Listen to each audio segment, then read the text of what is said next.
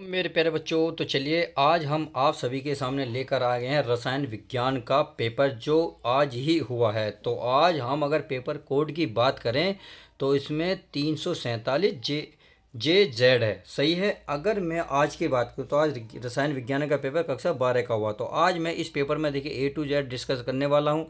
Objective के बारे में ऑब्जेक्टिव करें जो आपके आए हुए हैं उनके बारे में डिस्कस करेंगे, तथा जो आपके एक एक दो दो नंबर के सवाल हैं उनके बारे में डिस्कस करेंगे। यानी कि इस पेपर में आपका सब कुछ कवर होने वाला है। बस आप अपने आप को परख लीजिएगा आप कितने गलत कर का हैं कितने सही कर का हैं। तो चलिए बिना किसी देरी के हम शुरुआत करते हैं। तो आज हम देखते हैं 2025 का जो रसायन विज्ञान का पेपर हुआ है। देखिए यहाँ तो स्टार्टिंग में हिंट्स हैं, ये तो आप उम्मीद है आपको पता ही होगा कि पेपर हमेशा कितना 3 घंटे 15 मिनट का होता है। 15 मिनट तो मिलती है आपको पढ़ने के लिए, पेपर को मिलती है। और पूर्णांक की बात करें 70 मार्क्स। चलिए अब क्वेश्चन की सीधे सीधे शुरुआत करते हैं। तो आपके सामने है पहला क्वेश्चन इस वीडियो का, यानी कि इस पेपर का। तो ये कह रहा है इस प्रश्न के प्रत्येक खंड में 4 विकल्प दिए गए हैं, सही विकल्प चुनकर उसे अपनी अपनी उत्तर पुस्तिका में लिखिए। यानी कि आपके सामने 4 विकल्प हैं, उसमें से कौन सा सही है आपको अपनी नोटबुक में लिखना है। अब पहला क्वेश्चन इसका कह रहा है पहले का क्या, एक ऐसे ठोस विलयन का उदाहरण दीजिए जिसमें विलय कोई गैस हो। तो इसमें 4 ऑप्शन आपके सामने ये रही। ये कह रहा है जल में घुली हुई ऑक्सीजन, नाइट्रोजन में कॉपर का विलयन, सॉरी कपूर का विलयन, और अगला है सी पैलेडियम में हाइड्रोजन का विलयन, या डी है जल में घुला हुआ ग्लूकोज। तो इसमें अगर आप देखिए प्यारे बच्चों, जो बच्चे फटाफट बताइए कौन सा सही कर का है। अब कितने बच्चों ने देखिए कितने बच्चों ने सी मारा है। इसका अगर राइट आंसर की बात करूँ तो सी है, पहले पैलेडियम में हाइड्रोजन का विलयन। क्लियर।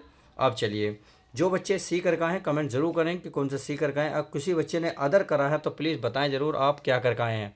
क्लियर। अगले क्वेश्चन की हम देखते हैं। तो अगले क्वेश्चन को ध्यान से देखेंगे। ये क्या बोल रहा है, ये कह रहा है जलीय विलयन में द्विसंयोजी आयन के चुंबकीय आघूर्ण का मान होगा यदि परमाणु क्रमांक कितना 25 है। तो देखिए आपके सामने ये रहा ए 1.73 MB, 2.83 MB, 4.96 MB, 5.92 MB।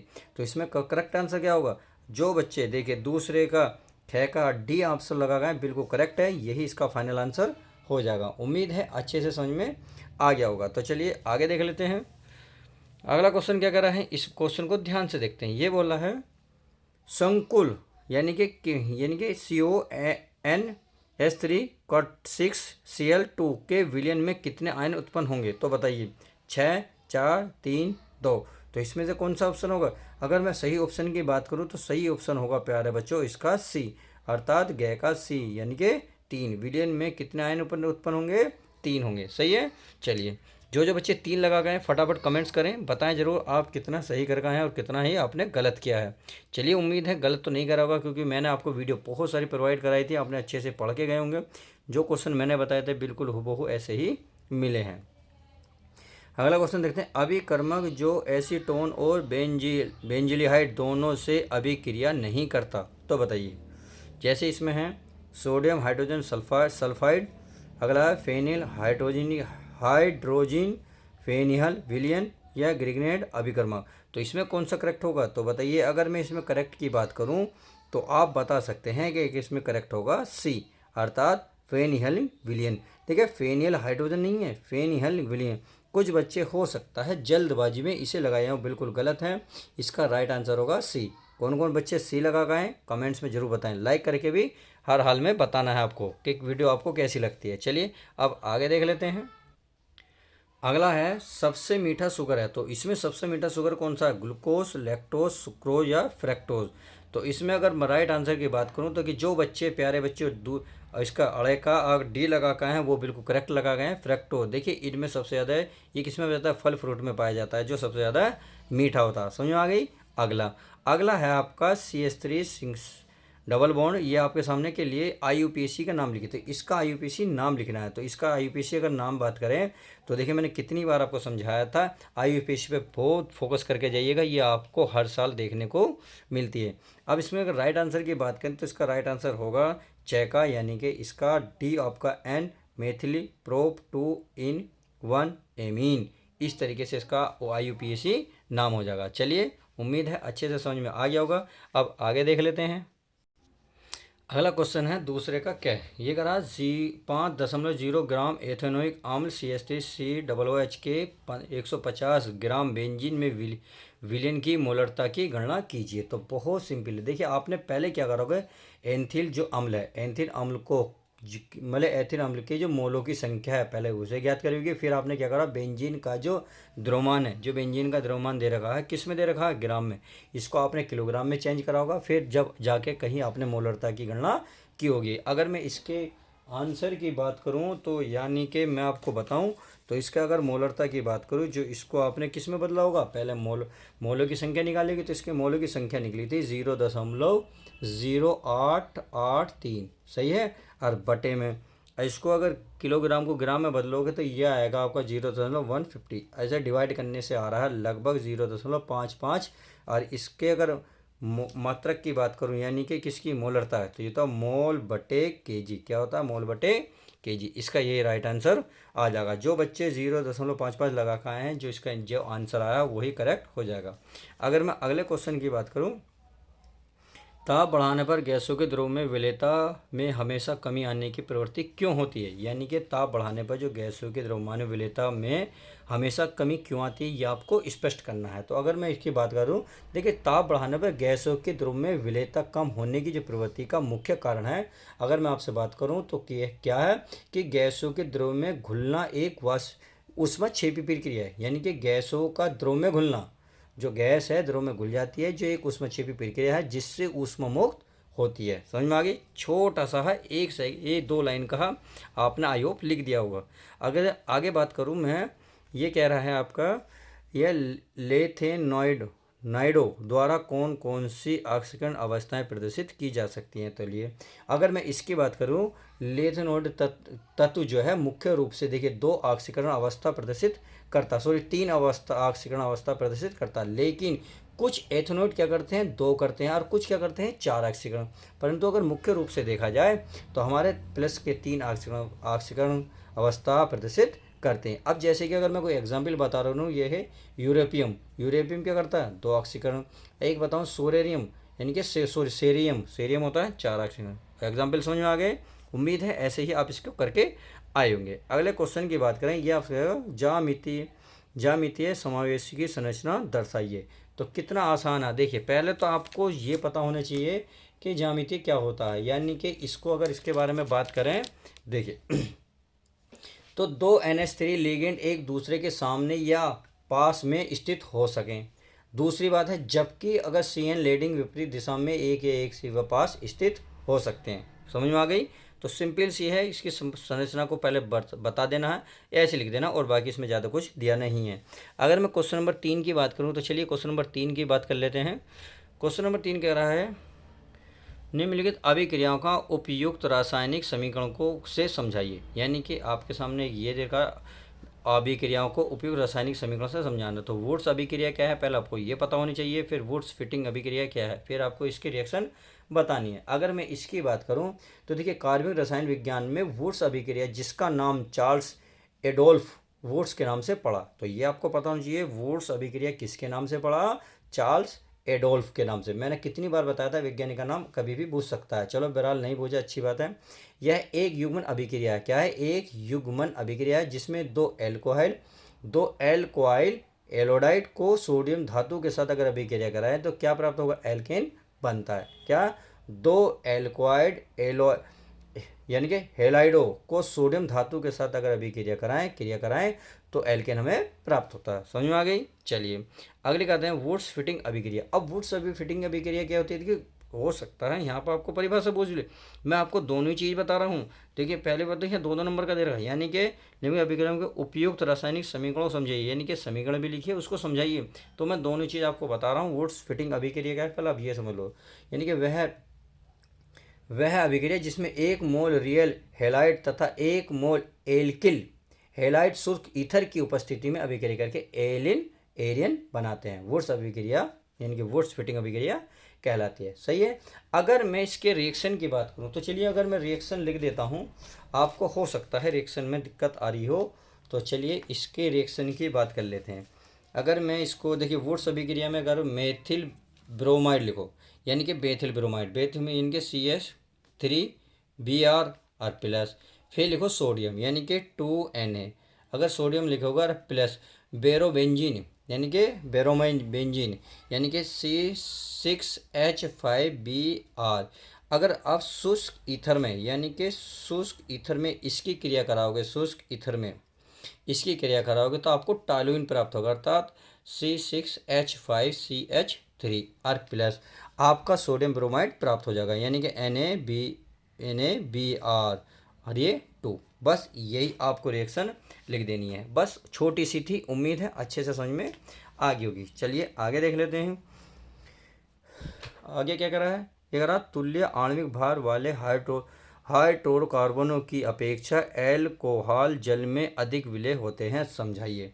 तो चलिए देखिए, तुल्य आणविक की अगर बात करें, तुल्य आणविक भार वाले हाइड्रोकार्बनों की तुलना में एल्कोहल जल में अधिक विलय होते हैं, क्योंकि एल्कोहल में OH समूह होता है। क्या होता है, एल्कोहल में OH समूह होता है जो जल में अणुओं के साथ हाइड्रोजन बंध बना सकता है, जबकि हाइड्रोकार्बन में ऐसा नहीं होता। समझ में आ गई, बहुत सिंपल सा है, 2 नंबर आपको आसानी से मिल जाएंगे। अब नेक्स्ट की बात कर लेते हैं। नेक्स्ट क्या करा, निम्न में विभेद कीजिए यानी कि प्रोपेनेल और प्रोपेनोन। तो इसमें क्या अंतर है, इसमें क्या अंतर है, चलिए अब इसके अंतर को भी अच्छे से समझ लेते हैं। अगर मैं प्रोपेनोल और प्रोपेनेल और प्रोपेनेन की बात करता हूं तो देखिए, प्रोपेनल में एल्डिहाइड समूह होते हैं, जबकि प्रोपेनोल में कीटोन समूह होते हैं जो कार्बन परमाणु से जुड़े होते हैं। 1 नंबर 1 सेकंड का था, यानी कि आपको 1 नंबर 2 नंबर का था। चलिए आगे बात कर रहे हैं फिनोल एवं बेंजोनिक अम्ल। अब इसकी बात कर लेते हैं। तो ये भी आपका सिंपल सा है, इसमें तो कोई बड़ी बात नहीं है। तो चलिए इसको भी मैं बता देता हूँ। चलिए प्यारे बच्चों, अब मैं आपको एक काम देता हूँ। चलिए, यह फिनोल और बेंजोनिक अम्ल में ये अंतर आप बताएंगे, क्योंकि मैंने सारा पेपर डिस्कस करा है। ये अंतर आप बता के कमेंट्स में जरूर बताएंगे कि आपको क्या आता है। तो चलिए अगले क्वेश्चन की अगर मैं बात करूं, यानी कि तीसरे के घय की, तो अगर 2 जल में घुलनशील विटामिनों के नाम और इनकी कमी से होने वाले बीमारियों के नाम बताइए। तो बहुत सिंपल क्वेश्चन है।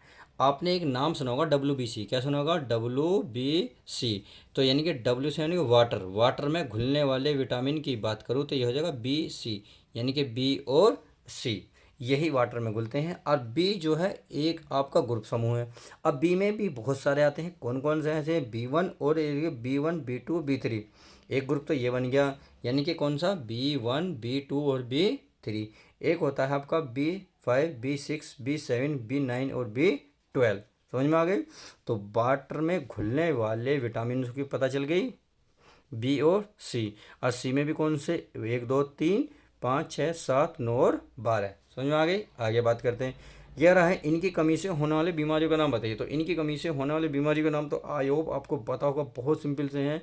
अगर इनकी बीमारी की बात की जाए तो देखिए, इनकी बीमारी की कमी से जो है हमारा स्कवरी, बेरीबेरी, एलीमीनिया, यानी कि बहुत तरीके के रोग होते हैं। आप इसमें ये नहीं पूछा 2 बीमारी 3 बीमारी, तो आप 2 ऐसे 3 लिख सकते हैं, स्कवरी, बेरीबेरी और एनीमिया रोग नामक रोग होते हैं। आई होप इतनी बात समझ में आ गई। चलिए अब आगे डिस्कस करते हैं।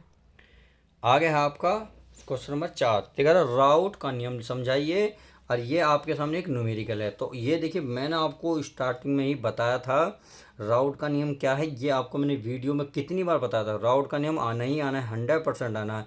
फिर इससे रिलेटेड मैंने बहुत सारे न्यूमेरिकल कराए थे। आई होप आप अच्छे से कर भी रहे होंगे, करके भी आए होंगे। अगर मैं अगले क्वेश्चन की बात करूँ तो अगला क्वेश्चन भी आपका न्यूमेरिकल है, न्यूमेरिकल भी अच्छे से कर आए होंगे, इसमें तो कोई डाउट नहीं है। अगर आपको डाउट है, नहीं हुए हैं, तो प्लीज़ कमेंट्स कर सकते हैं, मैं इसका सॉल्यूशन आपको दे दूंगा। क्लियर। तो चलिए, जो बच्चे कर का हैं बहुत अच्छी बात है, इसका आंसर मुझे कमेंट्स में लिखें। अब देखिए, कारण सहित समझाइए, यानी कि आपको कारण बताना है। कि देखिए, ये आपके सामने 3 क्वेश्चन है कारण के। Cr+2 अपचायक है, जबकि Mn3+ ऑक्सीकारक है, जबकि दोनों का D4 विन्यास है। इसका कारण आपको बताना है। अगला है, धातु अपनी उच्चतम ऑक्सीकरण अवस्था केवल ऑक्साइड तथा फ्लोराइड में ही क्यों प्रदर्शित करता है। अगला है, संक्रमण धातु सामान्यतः रंगीन यौगिक बनाती है। तो आपको कारण इसके बताने, एक एक नंबर के छोटे छोटे आप कर सकते हैं। चलिए आगे देखते हैं क्या पेपर में आया है आज। आगे आपके एक न्यूमेरिकल दे रखा, तो ये भी वो हो सकता है आप न्यूमेरिकल करिए हैं। कोलराउस का नियम क्या है मैंने बहुत अच्छे से समझाया था आपको, सिंपल लैंग्वेज में भी लिखवाया था, इससे रिलेटेड बहुत सारे न्यूमेरिकल कराए थे, जो बच्चे मुझसे पढ़ के गए वो कर लेंगे। क्लियर। आगे भी ये किसी विलेन की चालकता तनुता के साथ क्यों घटते हैं, कारण करिए, ये भी मैंने समझाया था। यानी कि आप इस तरीके से देखते हैं न्यूमेरिकल कौन कौन से। देखिए न्यूमेरिकल तो थोड़े हटके हो सकते हैं क्योंकि इनकी डिजिट चेंज होती हैं, बट करने का तरीका इक्वल ही रहता है, कोई सा भी न्यूमेरिकल हो। क्लियर। तो चलिए अब ये कह रहा है आगे विभेद कीजिए, यानी कि आपको इनमें अंतर बताना। तो आपके सामने लिख रहा है, आप देख सकते हैं, बहुत आनंद। अब अगर निम्नलिखित संकुलों का IUPAC नाम लिखे, तो इनका आपका IUPAC नाम लिखने हैं, उम्मीद है बहुत आसानी से कर पाए होंगे। तो चलिए आगे क्या कर रहा है, निम्नलिखित संकुलों में केंद्रीय धातु की अक्सीकरण अवस्थाएं DA कक्षाओं का अधिग्रहण एवं उप सह संयोग बंद बनाए बताइए। तो देखिए ये रहे आपके सामने, बहुत सिंपल सवाल है, बहुत आसान पेपर आया है।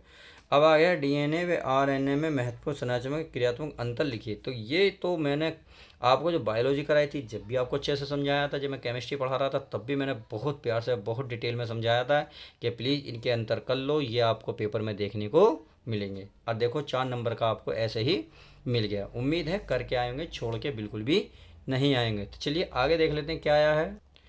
देखिए आगे भी हमारे IUPAC नाम ही आए हैं कि ज़्यादा बड़ी बात नहीं, या तो आप IUPAC नाम लिखिए या निम्न को स्पष्ट कीजिए। यानी कि इनको क्या करा, हेलो एल्केन नाभिक नाभिक रागी प्रतिस्थापन अभिक्रिया देते हैं, जबकि एलोइरिन इलेक्ट्रोनागरी प्रतिस्थापन अभिक्रिया देते हैं। तो इसको स्पष्टीकरण करना है, ये आपके सामने है। उम्मीद है बहुत अच्छे से करके आएंगे। फटाफट पेपर देख लीजिएगा किस तरीके का पेपर आया है।